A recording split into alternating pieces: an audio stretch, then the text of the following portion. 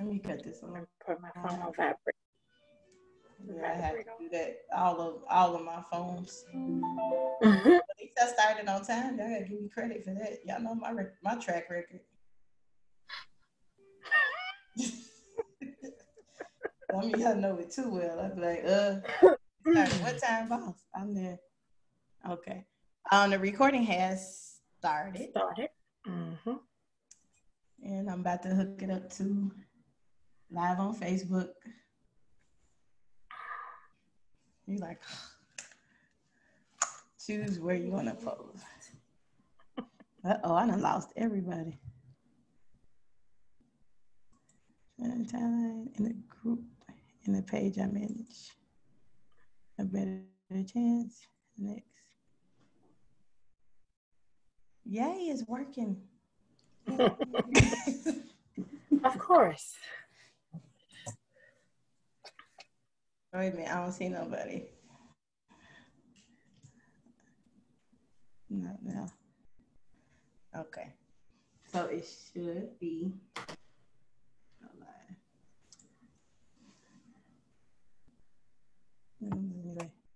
Okay, it is going officially live.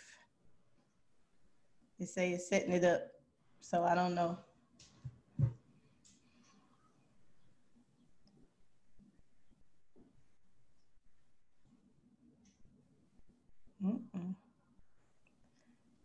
Should have left well enough alone.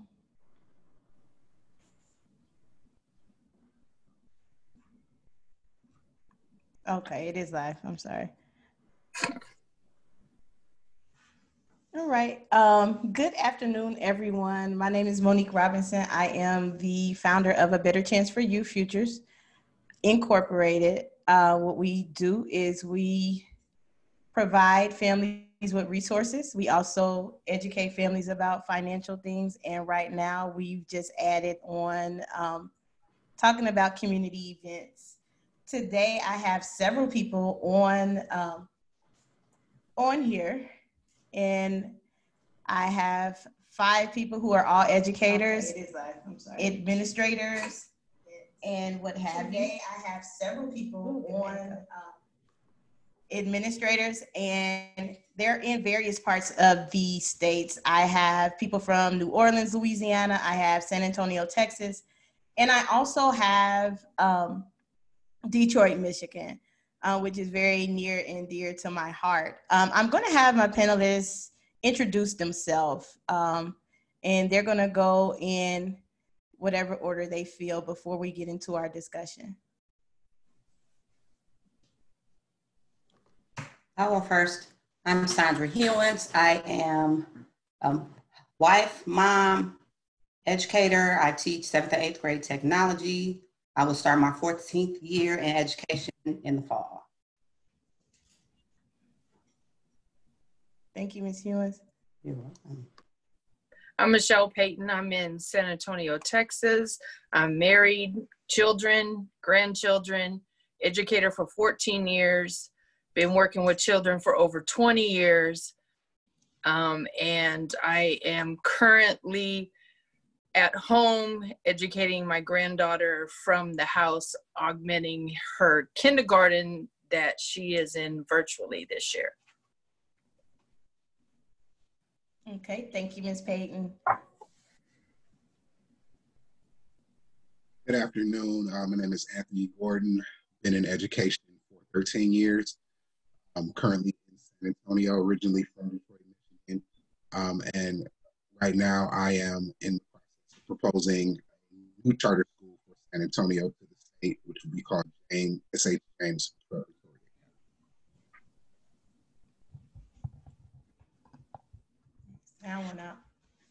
Hey, can you hear me?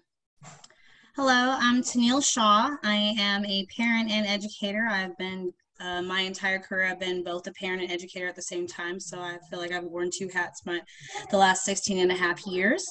My current role, I am in San Antonio, Texas. My current role is sophomore English. Most of my experience has been in ELA, but I've taught a little bit of everything at the elementary, middle school, and high school level. Good afternoon. I'm Felicia Joseph Stewart, currently in New Orleans, originally from Baton Rouge. My current position is IEP Compliance Facilitator. I've been in special education most of my years of education. I've done test coordinator for 4 years of my educational years. I'm just like Tennille, I am a parent as well as an educator. I've worn dual hats in that area, and I'm just glad to be on today. Okay. For our discussion today, we are approaching the conversation about how do you feel about either A, going back to work during the pandemic, or what are your views on that as educators? I know myself, I'm kind of like a loss for words because one, I know that the best place for the kids to be educated would be at school. But in a sense, I don't want some of my friends to be affected or be harmed because of the things that's going on, you know, just being really transparent. Some parents don't take the kids to the doctor, so therefore you don't know what you're facing. So those are my views, but I just want to engage in a conversation of what do you think about that?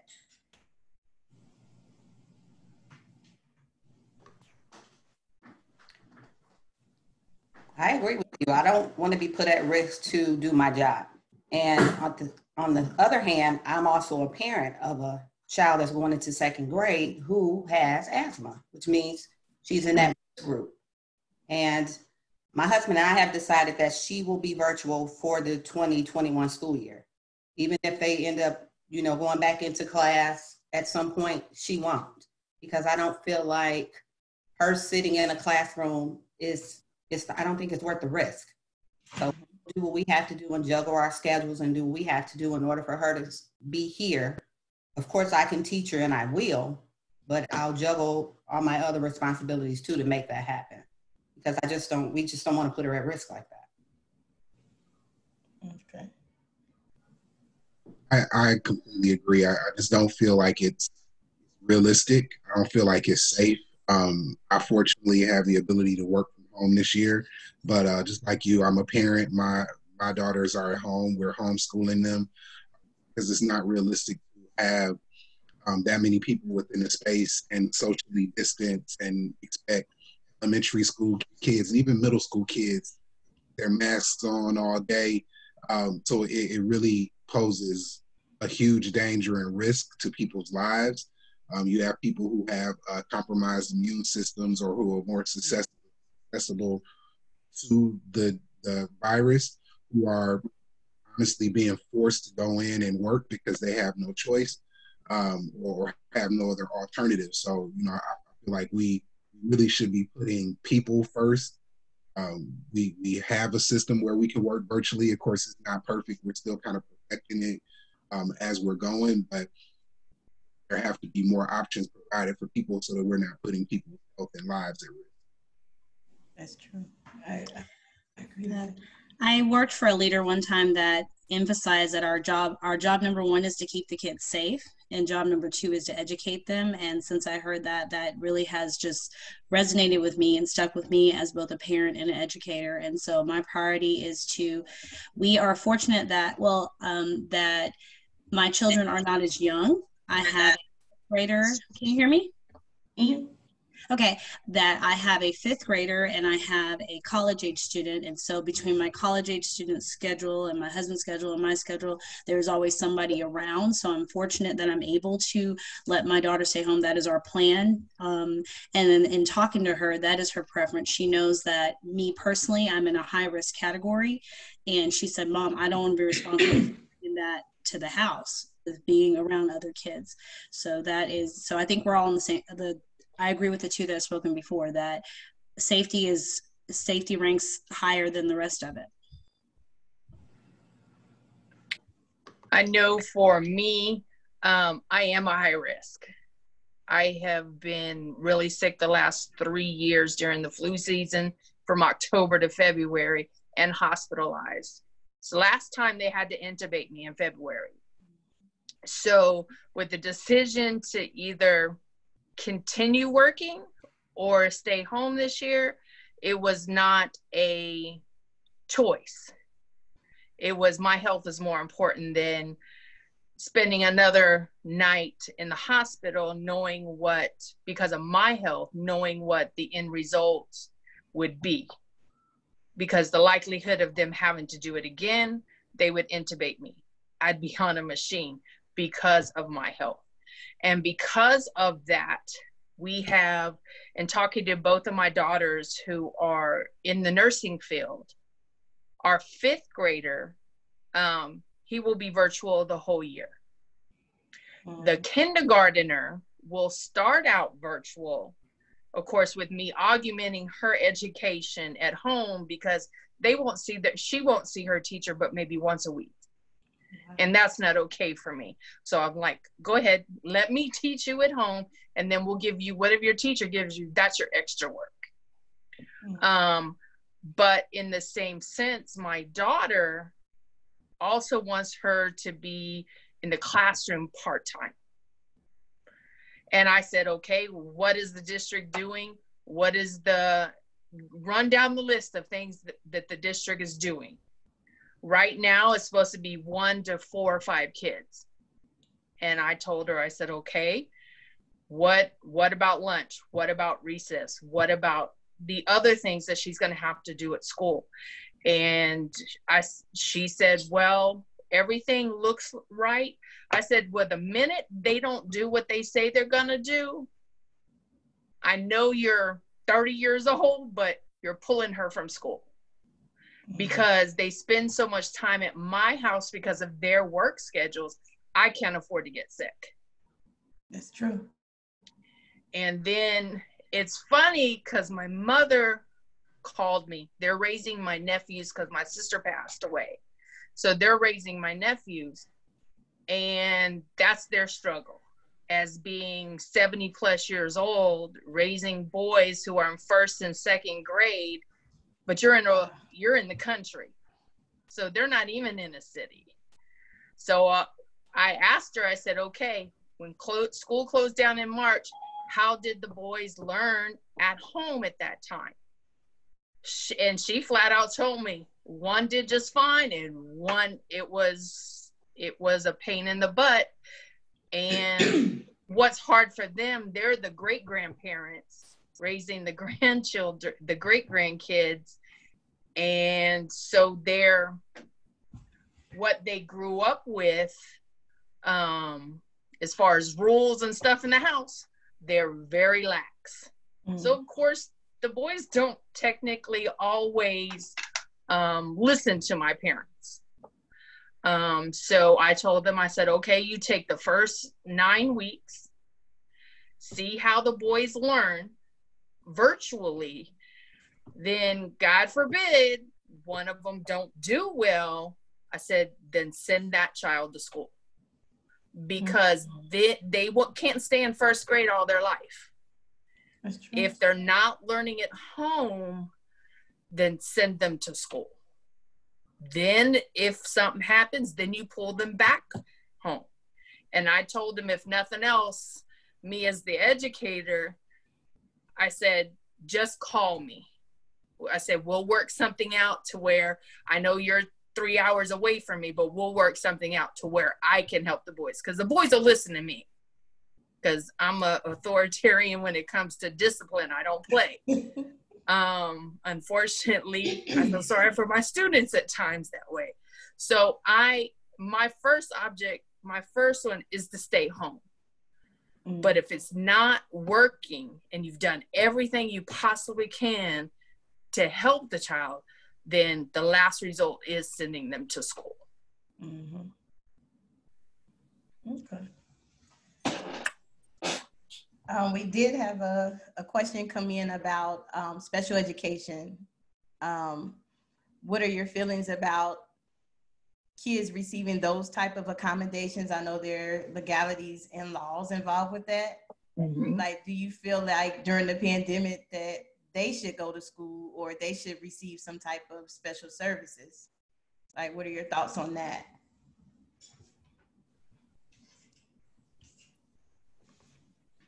At our school, the special ed director spoke on that specifically in a meeting we had last week, and she stated that Our students will still receive those services. And my understanding was that they'll receive them via Zoom, but they'll still receive them because, like she said, they're entitled to those by law.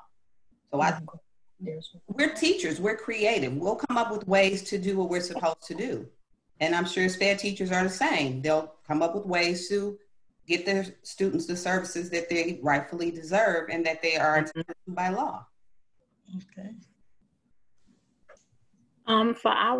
For the area I'm in, let me say this: special education, general education, we're all in it together.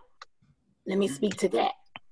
And I say that because the time we're dealing with right now with equality for all and justice for all. So it's no more segregation with the general education teacher gonna do it, the special education teacher will do it.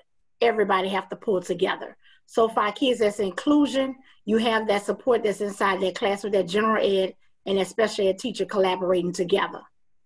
And once they're, by them collaborating, coming together to help those kids that's in inclusion. For those kids that's more in a restrictive environment, like a community-based setting, that's where you have to be a lot more creative with those kids, because some of their services they can't receive virtually, where they may have OT, PT, APE, and OT is occupational therapy, PT, physical therapy, APE is adaptive PE, adaptive physical education. So those are those services that you're going to have to look at compensatory minutes, because those services may not be able to be met due to the pandemic at this time. Some of those services may be met. It just depends on if your school district has a contract person or a person in the house that can say, hey, I want to meet that child at the school, and their parent is fine with that person coming in servicing that child at the school for 10 minutes, 2 minutes, or whatever. But it's a case-on-case basis dealing with that. Okay, that's pretty fair.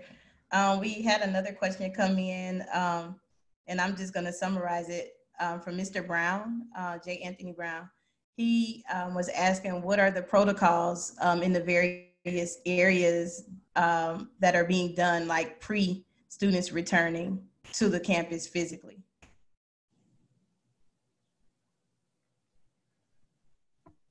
You said the protocols being done pre-returning being what? The safety, the cleanliness, cleanliness. When you say that, that's broad statements. So yes, like, are you taking protocols? Do y'all have temperature checks? Do y'all have cleaning stations? Okay. According to the CDC guidelines, every school in every state have to have that done with temperature checks, the cleaning stations, all that. That's across the United States. That's mandatory. In different school districts, they have other safety precautions that's being put in place, plexiglasses. Everybody's moving with their own pods. I could speak from where I am. Everybody is going to move with their own pods when they come back. For the high school where I am, we're doing certain grades come Monday and Wednesday, certain grades come Tuesdays and Thursdays, or Monday, Wednesday, and Fridays, and then Tuesdays and Thursdays. But everybody have to stay with that same class that you started with. Nobody separate, nobody co-mingle with each other. Everybody stay together. Just like when I was in school, way back. I don't mind giving my age. But when you came to Miss James' class, you ate with Miss James' class, you went outside and played with Miss James' class, you went to the bathroom with Miss James' class. So it's like we're going back to an education first, like I said, when I was in school. We all went to the cafeteria together. We cleaned up together in the cafeteria. We went to the playground as one class, and then you went back. So it's just like we're going back to when the wheel first started, really. Okay. Yeah, we had to do, I downloaded the Fever Free app, and I just got my thermometer today. We have to do temperature checks and submit the information before we go into the building each day. So I'm not due back into the 24th, but I'm getting prepared to do that because that's one of the new things that we'll have to do in order to go into the building every day. Okay. I know in the particular school that I work at this year, there is one medical person, the nurse for the school, who will be doing temperature checks for everybody that comes in the door. There are no visitors allowed on campus at all. And instead of students rotating to whatever class they're supposed to go to, whether it's electives or whatever. The teachers are rotating. The students are staying in the classroom. And so they'll be there in the classroom for lunch, breakfast, snack, from 7 in the morning till 3:30, 4 o'clock in the afternoon. Wow. So it's the teachers rotating where I worked at. And I was going to add that our school is doing all the things that the panelists have shared before. The other thing that they're ensuring is that if we have to distribute materials to students, they're quarantined for X number of days before they can be passed out to the students, that each teacher has been given a cleaning kit, and they are instructed and trained to clean at certain times throughout the day to make sure that all the high use surfaces are sterilized for the children. We have a very limited number, like Ms. Payton was saying, of how many people can be in the classroom, depending on, and they're also adjusting, even though the guideline is like 12, they're adjusting depending on the size of the room. Some rooms can't even handle 12 students. But yeah, we're not rotating the children at all. And then our campus is checking the temperature before the students even get out of their car. Like they can't even get out before, like we're doing one of those scan thermometers, and if it doesn't look right, there's no point in you even getting out the car. Oh, wow. You mentioned paper and keeping the paper in quarantine. We're going paperless. We're not going to be allowed to collect papers and pass out papers and stuff. That's not going to happen this year. I agree with that, because I mean, I just wouldn't imagine a teacher receiving all that paperwork from a child's home and you don't know what the exposure has been there.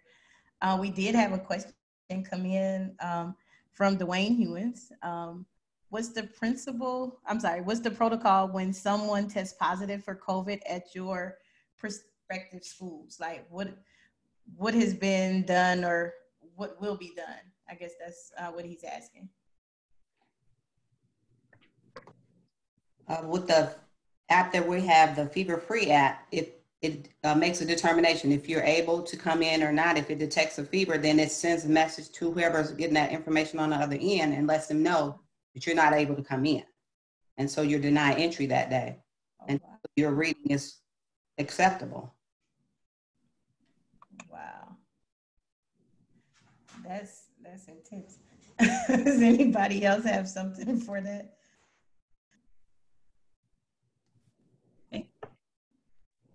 There we go. So I know they've already set aside an area for the students that they get sick in the middle of the day, that you notify on your cell phone the health assistant person, and that student will be escorted to that wait room and the parent will be contacted. There's already one space just for, if they get sick in the middle of the day, where they don't have to stay in the room and spread that around. We have another question from Mr. Brown, where he was saying, what if there's a issue to where it's not detected through a temperature check, but they may be infected with something? Like, how would you handle that if you were faced with that in your various schools?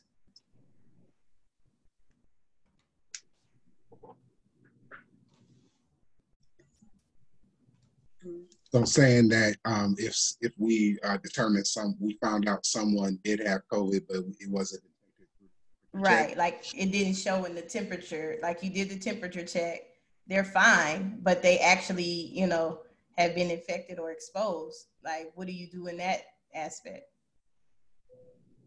I think in a situation like that is really the first piece is communication, right? Anyone who potentially was in contact with that student should be notified. I'm personally of the thought that if there are positive tests, we probably need to shut down for a day or two, or to determine if anyone else also tests positive, and just to do thorough cleaning. I'm not really sure what a lot of districts are doing around that, but I err on the side of caution. So if we need to shut down for a couple of days just to get more tests in to make sure more people weren't infected or are infected, and to ensure that we're really doing thorough cleaning to make it safe for everybody. That's good. I think that's definitely where all those CDC guidelines come in, where you start checking out and see what they say and following it thoroughly. Mm-hmm. Because that could even go for a staff member. You know, if you have a staff member that may have an underlying issue or a health condition, but they're coming to work every day, they're being exposed, and just say, for instance, something happens to that staff member.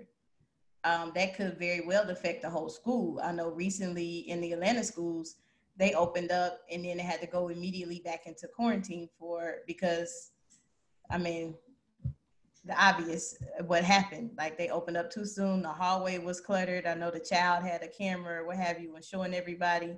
Mm-hmm. You know, so like, what are your views on that?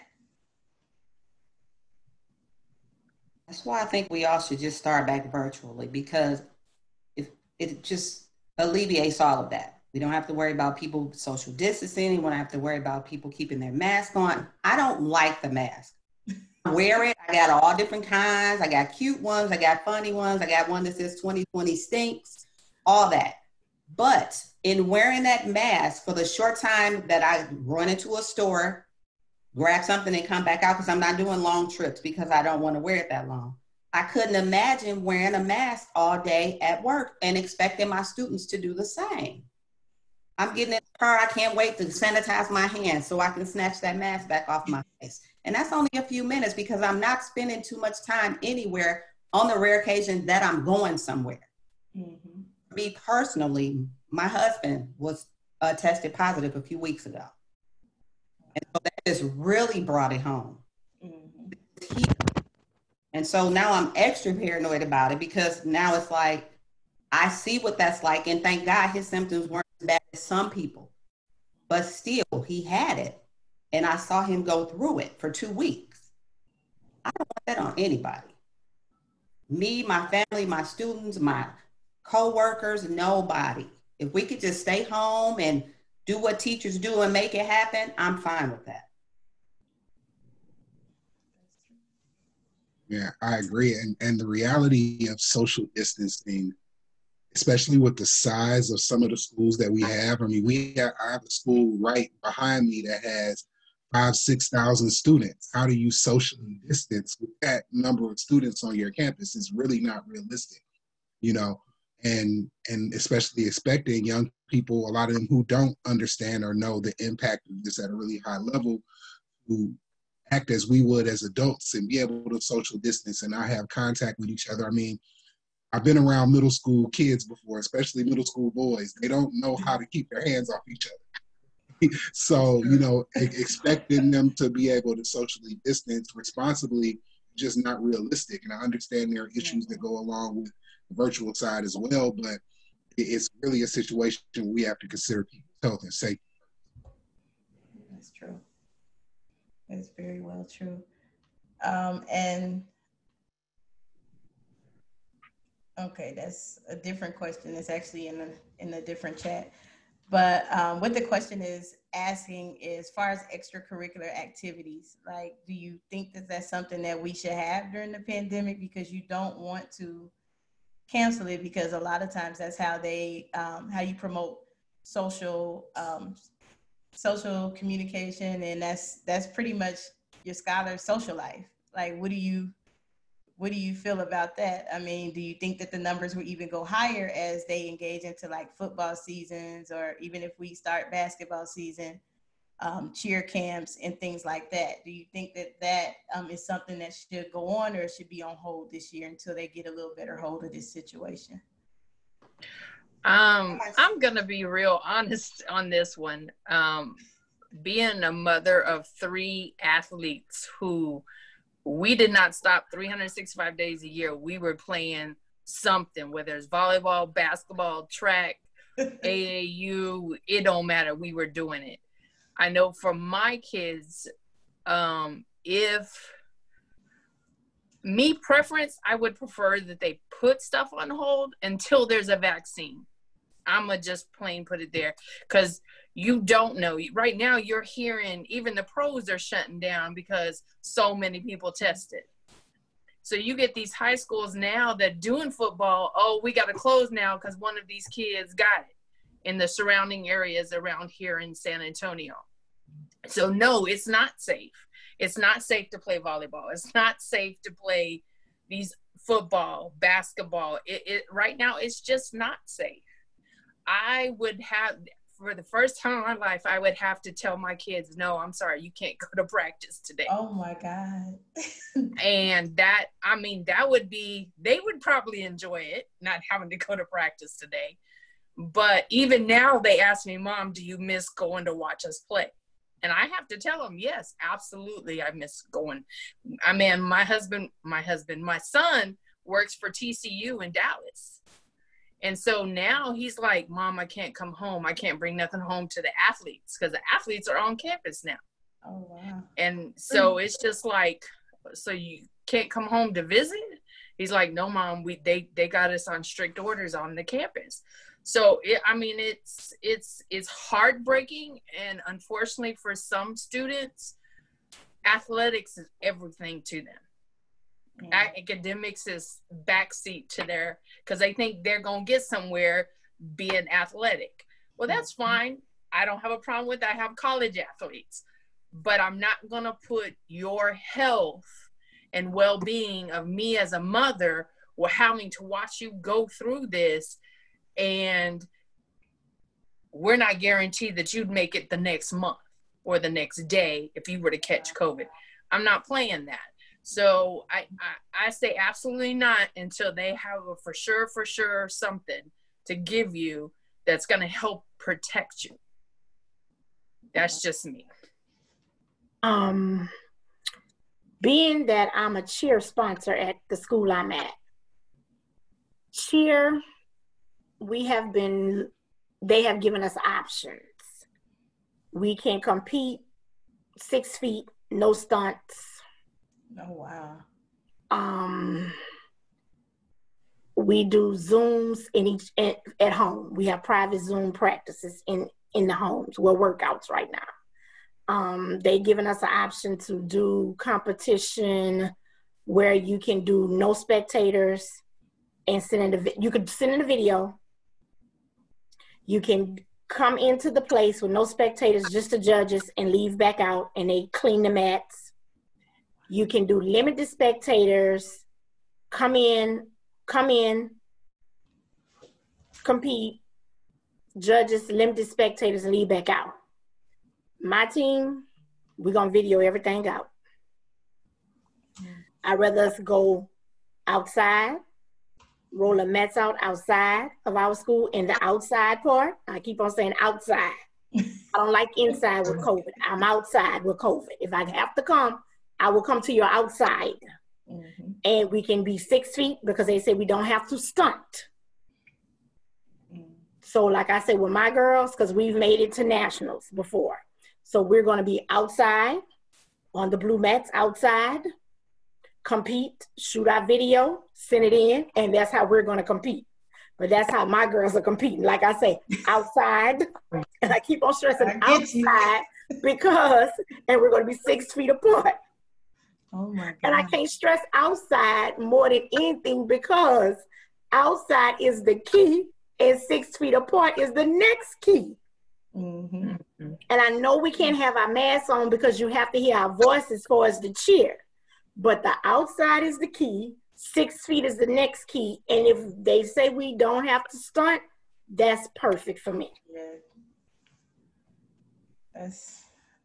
That's true. I can clearly understand. I'm being creative as possible as I can. Like I have 4 seniors now. They just sent us out the links for them to try out for All-American Cheer.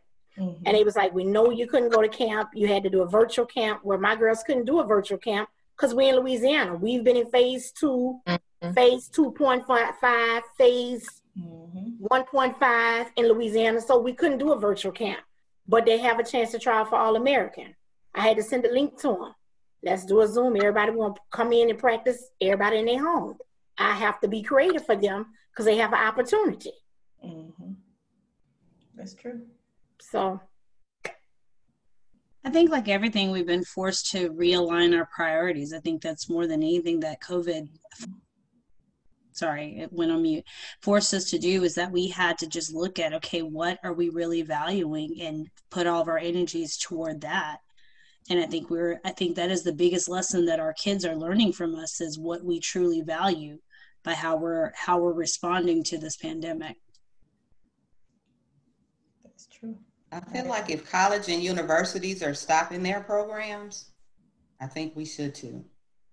Yeah, but I think like along with that, especially here in Texas, because extracurriculars and sports rules, football is everything here. So along with like what you were saying about colleges stopping, a lot of them aren't here. Like the Big 12 is still planning on playing their season. I know like the Big 10 and some other conferences have shut down. But I think it's if you're not able to control the environment, you're going to put yourself in a dangerous situation. And I think you can look at the pros for that. Like the only professional sports that haven't had any infections are the ones that are in a bubble. You can't do high school sports in a bubble. So it's not realistic to think that we can go through these seasons with these kids in close contact and we have no control over what's happening once they leave the field, go home, or when they're at school, to expect that we're not going to have a lot of kids ended up getting infected and coaches ended up getting infected and then going home and infecting their family members. So again, it just goes back to that idea of we have to ensure that we're focusing on what keeps people safe and not what makes us. A lot of what has been going on is what makes other people comfortable and not necessarily what keeps everyone safe. And we know very well the people who are impacted by this most are usually low socioeconomic and people of color. So those people who are already some of the most vulnerable in our society are now being put at even greater risk because people want convenience and they want comfort and they want their lives to go back to normal. That's a good point that you had brought up, Mr. Gordon, and while you were voicing your opinion, a thought came to me of, what if, the kids go back to school in September and we go back into an instant shutdown? Like, what do you think about that? Like, we go to school for a week and they're like, you know what? We have to close y'all back down virtual for the rest of the year. What do you think that would do to the students, or what would that do for the educators? I think once again, we're going to feel unprepared because we had this picture of going back in our minds. And then we're going to be scrambling like we were in March, trying to get things together. I think if we had spent the summer planning for the virtual class to start in fall, then we have a better hand on it, have, more ideas. I think we should have been tossing those ideas around as opposed to trying to figure out how we can come back into class, because I'm not comfortable going back. And I was blessed enough that on my team, we need an online teacher. And I believe that I'll be doing that from home. But everybody didn't have that opportunity because some of our parents needed their students or wanted their students in class. And so some of my colleagues will be in the buildings. And I just don't think it's fair because we all have families we have to go home to at the end of the day. I would be heartbroken if I brought something home and brought it to my family.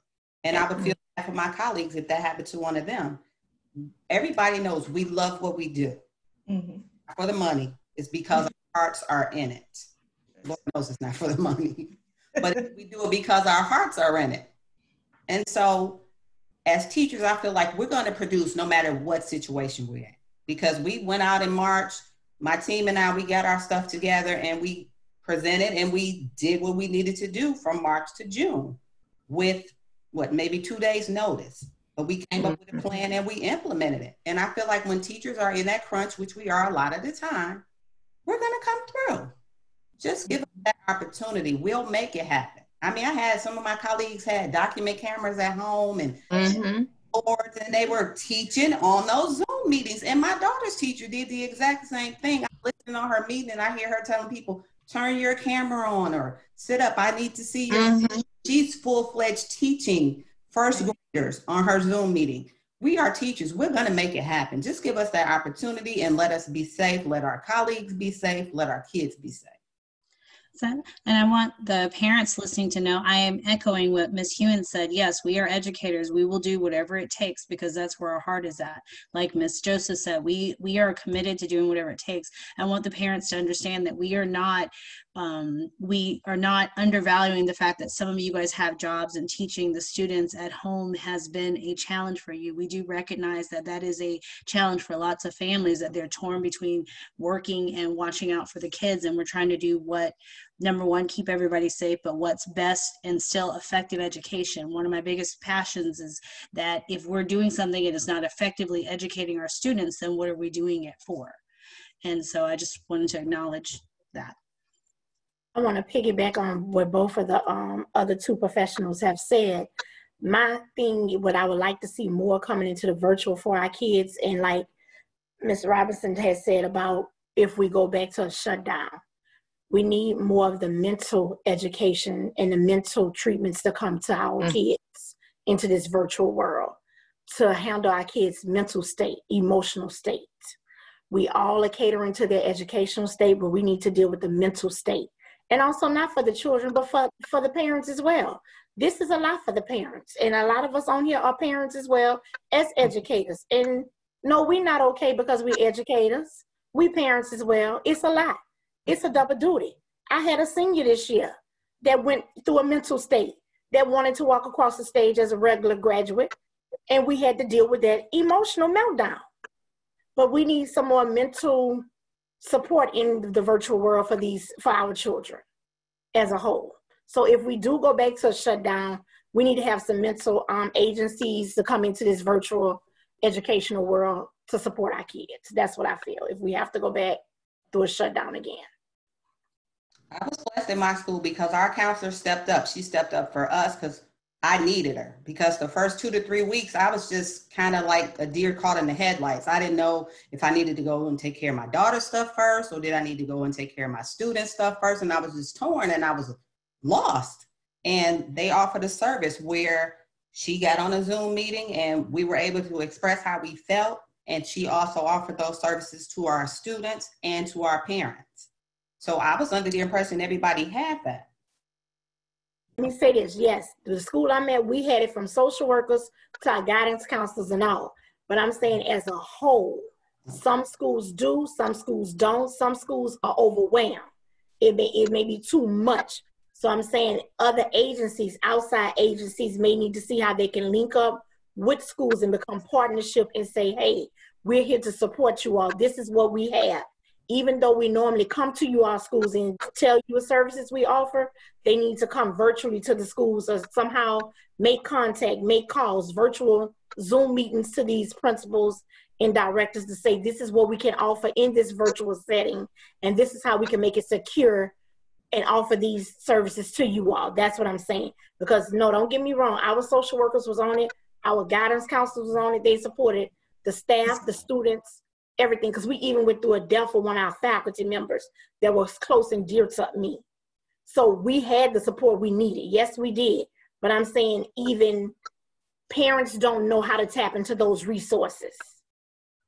Even though it's there and we tell them it's there, social media, emails, you know, each way we reach out to our parents, you know, through the emails, the calls that we do, robocalls, but still, we need other agencies to reach out to the school systems and say, hey, we could partner with you all. This is what we can do. You don't have to have this insurance. You don't have to be have a medical card. Just, you know, just other agencies supporting the kids to let them know. So one thing that we've implemented that I think has worked really well, because I agree, our counselors and social workers are amazing. Like the people that we have with us are amazing, but the load of 800,000 plus kids is just not realistic for anybody. And so what we've decided to do is we've implemented a homeroom time, and really that's what we're doing with the homeroom 10, 15 minutes before school starts, just checking in with the kids, doing those temperature checks emotionally and letting them air out their concerns or whatever's going on. And I think that just having that space and then having people that they trust and know that care about them is a nice resource for the students themselves. I know for me in the district that I worked with last year, I hate to say this, but it was on the teacher. I mean, we had a counselor, but it wasn't a counselor who would, for lack of better words, didn't step up to the plate. I mean, we had us as a core group of teachers here. We would even visit kids when we weren't seeing them on virtual, weren't hearing them on the phone, weren't hearing them via text or email. We would do the drive-bys to make sure the kids were okay. And why weren't we seeing them or hearing from them? To find out some of them didn't even have food in the house because the car broke down and mom can't get to the store to get to where a few of us gathered around when, you know, gift cards, groceries, and went and dropped them off with the kids. Why can't you get on? Okay, let's get you some technology. It was on us. Mm. We were truly everything in the book: the nurse, the doctor, the social worker. It was on us. And maybe because shutting down was all new to everybody didn't know how to react. But it was our normal mother instincts that kicked in. It's like, no, they need more than just us giving them something on the internet or something on Zoom. We need to better check on our kids. So there was a core group of us that got together and said, okay, we're going to take care of this. But we didn't have the support. And from what I'm getting now, because I have one of those teachers who call me every day because she's home alone. There's no kids at home anymore. She's not married. She calls and she vents to me. And I said, okay, well, maybe this is why. Or if it's just vent, you be quiet. I sit there and listen. And then it's basically a lot of that hasn't changed. That hasn't changed for them. So am I fearful for those friends that I've had for 30 years that are in that school system? Mm-hmm. Yes, I am. I'm very fearful. I can't imagine anything happening to any of them. But as far as at that particular school within that district, it doesn't feel like anything has changed. Mm. I can't say it has because I'm not there. I just get what I'm being told. And the underlining is things have not changed. They're still the same. And I hate to say it, but for them, kids were always a number. Bring your kids to school sick last year. Mm. Bring them in. It don't matter. Oh, they got a fever. Oh, okay. Well, we'll call you. Well, parents ain't coming to pick them up. Sometimes they'd send them back to class. Sometimes they keep them in the clinic. It's nothing, even though we say we had standards, they didn't hold to the standard. Mm. They were more of a people pleaser than what's best for even our teachers. So this was part of the reason, the decision as a educator that between me and my husband, no, you ain't going back to work because you can't afford to get sick again. Mm-hmm. So that's how it is for them right now. Mm. And these kids are sitting on the camera on virtual from 8:30 in the morning, and and we're talking kindergarteners, first graders, second graders are due to sit there till 3:30 in the afternoon on a computer screen with a 1 hour break for lunch and recess that they do at their own house. And this is the district, where I was working at. Ooh, no. It's their expectation. Yes, we had high expectation for our kids, but they were unrealistic expectations. So, Ms. Payton, would you say that it was more data-driven than actually caring about the social emotional state of your scholars? Is that what absolutely? Okay. Yes, Ms. Robinson. Yes, it was absolutely. Okay, as I was like trying to get a gist of it, and I mean, all of you all know that I am a counselor. I do counsel kids. I support teachers. And I do the best I can. So that just hurts my heart to hear that something like that is going on. Like even now, I have kids that are calling me from other states that I support. So that's sad if you're in a building with a child and you know all this is going on and nothing is being done. I do have a question, and I don't, anybody could jump in and answer that somebody had just typed in. I'm sorry, I'm looking down. I'm trying to read two screens. What she said is for the younger kids, this is Jocelyn Facey from Dayton, Ohio. For the younger kids, elementary grades, what is being done for the kids' downtime? Will there be recess? If so, who will help the teachers make sure kids aren't in each other's faces? Which is a good question because recess was my showtime. So I can imagine like that would be really hard. Are they going to have recess in the fall? See, I don't know because our K through 5 are virtual this year, so we didn't have to come up with any ideas on that part. Okay. Gordon, you were shaking your head. What's going on? Yeah, from what I've seen and heard, recess is not a thing because the playgrounds aren't going to be allowed to be open. So if they are doing anything, it's going to be in classrooms because a lot of the, like we said earlier, a lot of the students are staying within their pods. But even at that, how do you recess and allow for social distancing, especially with really young kids? Wow. Like, how does that even help social skills? I mean, if you're looking at it in that aspect, like them being virtual.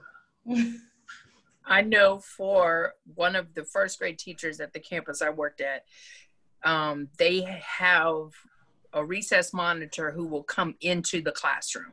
The kids won't go outside.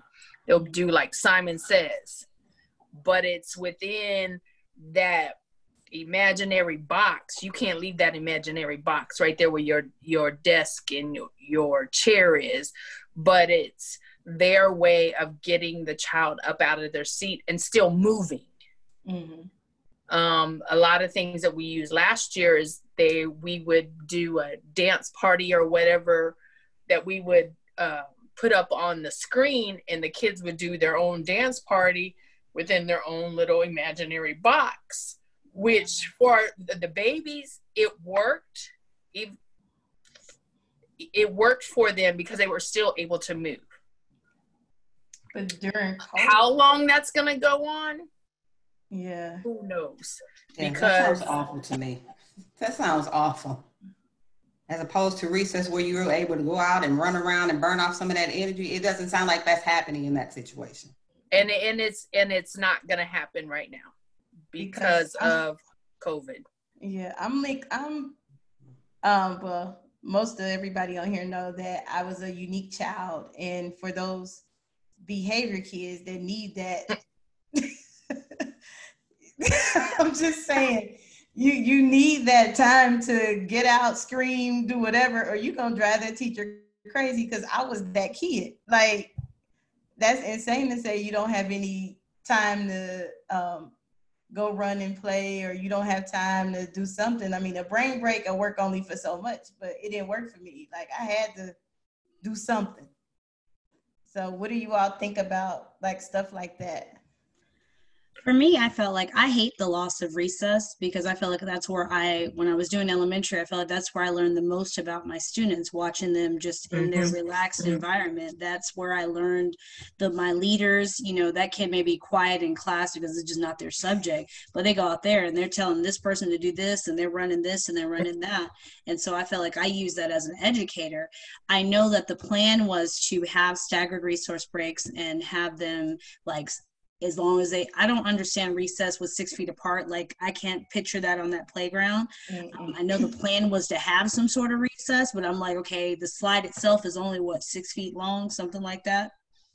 But I know that, like with my daughter, we've already started and she has breaks and she'll get up and go, and we're really trying to push, get up, go do something, get up, go do something, get up, go do something. But even then she's like, and she's an older student, but she hates sitting there from 8:30 to 3:30. She's like, why can't we go back to what we did in the spring where we have packets and she's one of those, she wants to be one and done. She's like, can I get my packet, do my pages and be moving on with the rest of my life?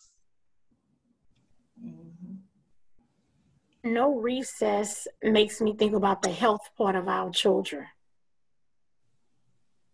Then you come with health concerns with no recess, the obesity, the high blood pressure, diabetes. We're fighting COVID. What else we're going to have to fight dealing with our youth? No recess. They sitting in front of the computer. I got snacks over here. I might have chips over here while the teacher teach. That's true. You know, they like the hot food. I got my hot chips. I got my mama noodles. While she not looking, I'm going to sneak that in and cut my camera off and I'm eating. But if I don't get up and move, where's that going to? So it really just saddens me, because then it's in a long span. You're talking about a child that's, we say 5. Y'all talking about kindergarten. I deal with high school. So if we're talking about somebody that's 13, 14, that's quickly going into adulthood. With a child with that could become bad health issues. Because even kids that's in high school, they enjoy their lunch shifts. They enjoy hanging out with their friends, just standing up walking from one corner to the pod to the next or the quad, just hanging out. And if they're not moving and they're in front of the computer, they're already in front of technology all day, the cell phones. That's true. That is very true. As we are winding down to our last 4 minutes, and I really have enjoyed this discussion. You all have went all in, and I'm super excited because some of the questions that people are posing, you all have already just answered. But as we are getting ready and prepared to part, I guess my question would be, what is everybody's next steps? Like, how are you preparing for this school year? Like virtually or not? Like, what do you plan to do? Like, what are you going to go back to your district and you all in and you just go, yes, ma'am, yes, sir, and not advocate for yourself as far as COVID? Or are you just going to try to your best as possible to make it work, you know, as educators do? Like, we survive anything. But what are your views on it? After this discussion, I feel like there's some things I need to bring up, because there some things came up that I hadn't thought of. Okay. And so I'll probably try to sit down and figure out what's the best way to present them, because I have a great principal and he's always listening. He always listens. And so he's easily approachable. That's good. So I know anything that I want to ask, I can text, email, or call and have those questions answered. Because like I said, some things came up that I hadn't given thought to. As far for me personally, I'm trying to create a space for my daughter. I'm in my office now, and I've ordered furniture for her because she had a hard time with school is at the dining room table. So what I'm going to do is I'm going to create her a space in here specifically for when we're at school, so she can have that distinction, because she's a great student, has great scores and all that, but she was just like, it's not school, this is the dining room table. And so it was hard for her to kind of make that change, and we fought, and it was just not cute. And so I figured if I give her a specific space and call that school, and you know, she only has to come in here for that, that might make it a little bit easier. So on a personal note, I am trying to do that. Professionally, I need to brush up on my social emotional learning stuff, because I noticed for our schedule, even though I'm going to be online with my students, that's something we'll have to cover. I need to get more familiar with that. So I'm planning on doing that in the next few weeks, because like I said, our kids come back August 31st. Oh, wow. Ready to hit the ground running with it, so that I can be that and, you know, academically there for my students. Okay, I can help you with the social emotional. I mean, just shoot me an email, I got you. All righty, thank you. I think for me, as someone who's in the process of actually designing a school, it's just like these things in mind, because the reality is school is never going to be the same, right? School post-COVID is going to be different, and understanding that if something like this happens, how are we prepared to ensure that our staff is ready, our students are ready and have what they need? Because one of the biggest things that we saw last year when I was on the campus is when we shut down, 80% of our kids didn't have access to technology or Wi-Fi. So, you know, a lot of those kids were pretty much lost for the rest of the year, and there was nothing put structurally in place to fix that for this year. So if there is another shutdown, we put a Band-Aid on something that needs stitches, right? So figuring out how do we put things in place now in the process of building out the foundations for the school to ensure that if something like this happens again, we're all prepared and everyone has what they need to be successful. That's good. I know for me, like I said, I'm not returning due to my own health. But for my grandchildren, one, I'll be teaching. Like I said, I'll be augmenting whatever her teacher does in kindergarten with what I know and what she should be doing. We have a place here in my office where she will be with me, where I can close contact with her and her teacher. And then the fifth grader, we just bought him a desk, got him a chair, got him set up with his school supplies, ready to go day one, where he has his designated space. Because we figured if we didn't do it this way, then the being in school at the dining room table was not going to work again this year. Excuse my grandchildren. They are very into what is going on. What is Gigi doing on the computer? Okay, go play. Go play. So we have gone to, and that's me expressing as an educator to my daughters, okay, we need to get them this. We need to get them this. That way they can stay focused for that certain amount of 3 hours that they'll be online in their district versus, oh, we're at the dining room table, oh, TV's going here, there's going here, as well as my husband is now working from home because he works for the city of San Antonio for CPS Energy, and he's in his office downstairs. So everybody needed their designated place to go to, and then when it's time to break from the education, leave that space alone. Y'all go do whatever you want, wherever else in the house, outside in the backyard, wherever, to make it more of a structured environment for them. Okay. Especially so they could take it seriously. I think we're going to do both. I think we're going to do whatever we have to do as educators. I think that's just what we've, dedicated our lives and our careers to doing. I think for me personally, I've already said that my goal is to keep my daughter safe. As an educator, I understand that I'm in a high-risk category, and if you even look sick, I'm calling somebody. If you look like your head is going down, if you look like something, and I am guilty of it. I've been guilty of it pre-COVID. So, I was like, look, this kid has their head down. They're normally talking off at the mouth. I'm like, I need you to come check on them. I need them to I said, I tell the nurse, I apologize ahead of time. I'm not trying to get on your nerves, but this kid does not look right. And I think just like I'm pushing, like advocating for myself, look, I'm not feeling right. I don't want to be in this environment. I was able to tell my principal that, just said, as long as it's an option to work from home, that's what I want to do, because I can be more effective when I'm not worried about me getting sick. That's good. For myself, I've been doing both. I've worked from home and I've been going in the building. We only have a skeleton crew that goes in our building because I do, like I said, I'm a compliance facilitator. So when we shut down in March, it's a lot of paperwork that was done digitally with the IEPs that need to be printed out.